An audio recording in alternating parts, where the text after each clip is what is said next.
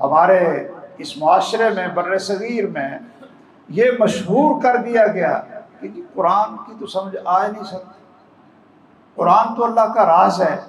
یہ یا تو قسم اٹھانے کے لیے ہے اور یا پھر سورۃ یاسین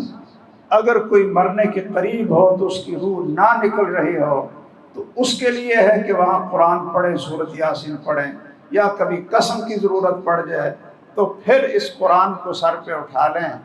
ورنہ قرآن کو سمجھنا کہ یہ کہتا کیا ہے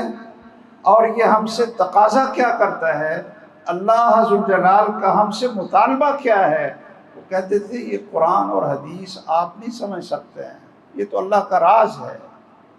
اللہ کا راز ہے۔ ان لوگوں نے اس امت کو جہالت میں رکھا،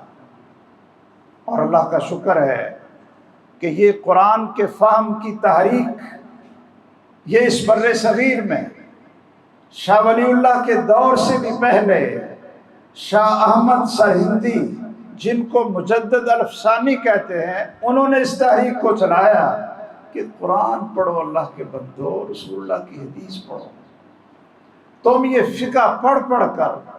اور اسی کے فتوے لے لے کر اپنے دلوں کو زنگ آلود کر لیا ہے۔ یہ بڑا خوبصورت جملہ ہے شیخ احمد سرہندی کا، جن کو مجدد الفسانی کہتے ہیں۔ وہ کہتے ہیں یہ جو فقہ ہوتی ہے، یہ جو فقہ ہے، یہ تو اس طرح ہوتا ہے جس طرح آئین اور دستور لکھا ہوتا ہے، اس کے اندر روحانیت نہیں ہوتی۔ یہ بہت بڑا جملہ انہوں نے کہا، اس کے اندر روحانیت نہیں آتی، فقہ پڑھنے سے روحانیت نہیں آتی۔ اگر اپنے دل میں اللہ کی خشیت، روحانیت